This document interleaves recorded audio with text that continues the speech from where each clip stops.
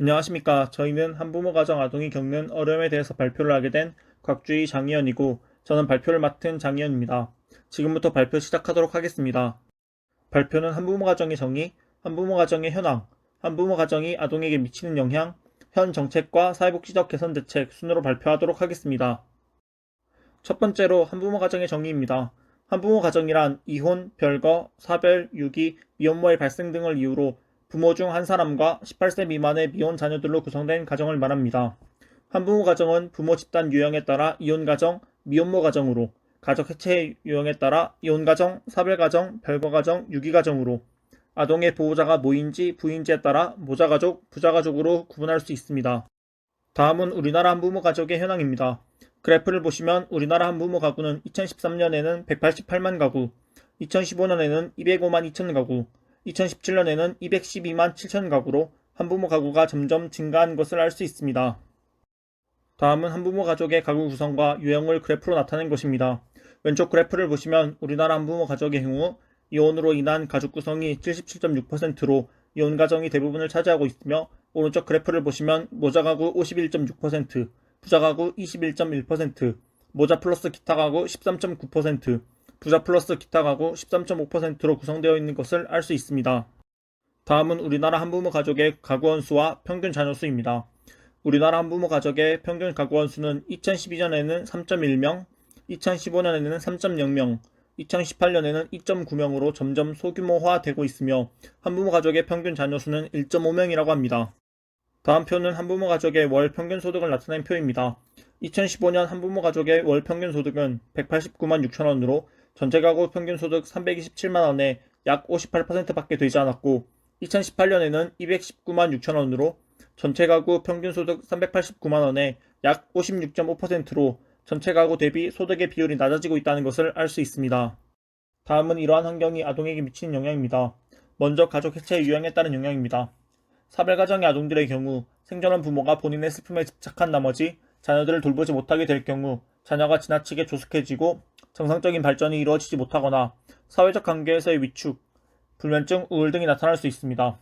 이혼가정의 아동들의 경우 부모의 갈등과 가족 불화를 경험하면서 심리적으로 큰 타격을 입게 되며, 양부모 가정 아동들에 비해 낮은 학업 성취, 자아 존중감의 부족, 가족에 대한 부정적 태도 등의 문제가 나타납니다.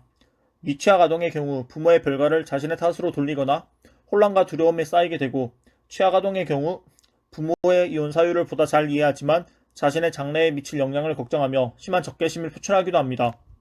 다음으로는 주 양육자의 성별에 따른 영향입니다.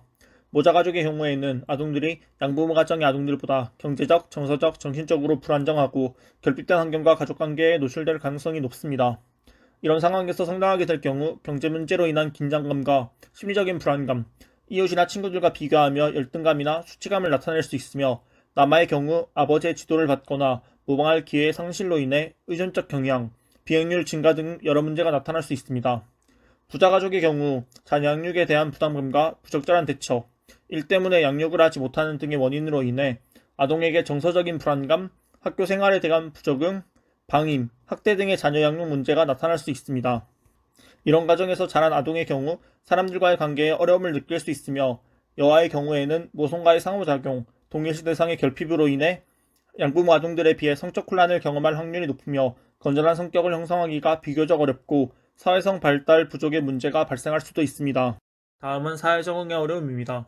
한부모 가족 아동의 경우 부모의 이혼, 별거, 사별 등으로 인한 사회의 부정적인 시각과 편견 때문에 부모의 부재를 숨기기를 원하는 경우가 많으며, 이런 경우에는 다른 전문가나 지역사회의 도움을 받기가 어렵고 위축된 태도로 인하여 교우관계 및 이웃과의 관계에서 어려움을 겪게 됩니다. 다음 신체 및 건강의 어려움의 경우 아동들이 건강하고 정상적인 성장을 하기 위해서는 부모의 따뜻한 보살핌과 돌봄이 절대적으로 필요합니다.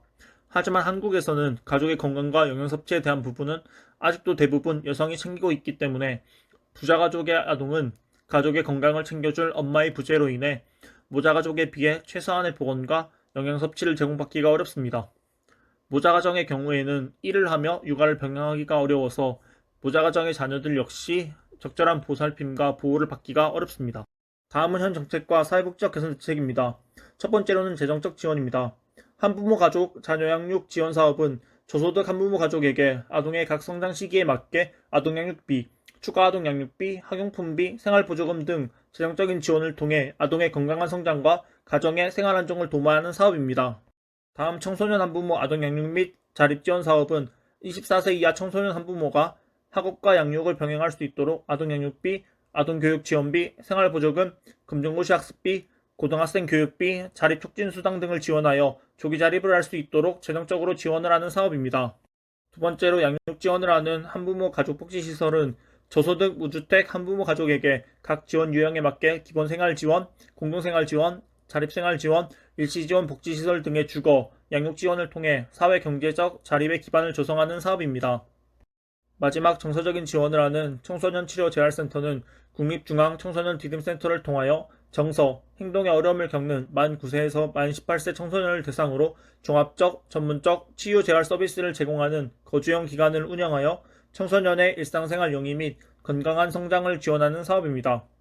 물론 이 사업의 경우 정서행동에 어려움을 겪는 모든 청소년을 대상으로 하기 때문에 한부모 가정 지원으로 보기는 어렵지만 한부모 가족 지원 대상자의 자녀에게는 무료로 제공되기 때문에 포함을 시켰습니다. 다음은 개선대책에 대한 설명입니다. 저희가 생각한 개선대책은 5가지입니다. 첫 번째로는 앞에 발표한 내용을 보면 부모의 양육행동이나 심리상태가 아동에게 영향을 주는 것을 알 수 있습니다.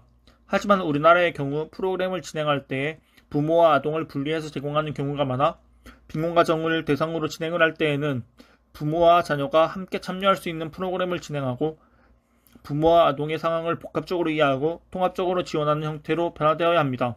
두 번째로는 우리나라의 한부모 가족의 지원은 대부분 경제적인 지원에 그치는 경우가 많은데 한부모 가족 아동은 사별, 이혼 등의 이유로 다양한 삶의 역기능이 나타날 수 있습니다. 그렇기 때문에 한부모 가정의 부모와 아동이 이러한 삶의 역기능에서 벗어나 정서적 안정과 기능 강화, 아동의 자아 존중감 향상을 위한 가족 심리 상담 치료나 자립교육 등 다양한 정책적 지원이 더욱 확대되어야 합니다. 세 번째로는 우리나라의 한부모에 대한 차별이 많이 사라졌다고 하지만 아직도 한부모 가정을 가정구조의 변화가 아니라 병리적으로 보는 인식이 남아 있습니다. 또한 차별 역시 존재합니다. 그렇기 때문에 한부모의 가정이 또 하나의 가정의 형태라는 홍보를 통해 한부모 가정에 대한 사람들의 잘못된 인식이 변화되도록 지원을 할 필요가 있습니다. 네 번째로는 우리나라의 경우 모자가족의 비율이 높아 부자가족 중심의 획일화된 가정복지 정책을 가지고 있었습니다. 하지만 최근에 들어 부자가족의 비율이 늘고 있고 각 가정의 상황에 따라 문제들이 다 다르게 나타나기 때문에 기존의 획일화된 가정복지 정책에서 벗어나 한부모 가족의 특성과 상황에 맞는 개별화된 복지 정책이 필요합니다. 마지막으로는 한부모 가정 보호자는 일을 하기 위해서는 어린 자녀들을 늦게까지 맡겨둘 시설이 있어야 하는데 자녀를 맡길 수 있는 시설이 거의 없으며 보육시설을 이용할 수 없는 경우에는 보육비 지원을 받을 수 없는 불합리성이 있습니다. 또한 가족의 특성에 따라 들어가는 비용이 다른데 아동양육비는 고정되어 있어서 사실상 아동을 양육하기가 쉽지 않습니다. 그렇기 때문에 각 가족의 특성을 고려한 자녀 양육 지원을 위한 유연한 지원 기준이 마련되어야 합니다. 다음은 출처입니다. 이상으로 발표를 마치겠습니다. 감사합니다.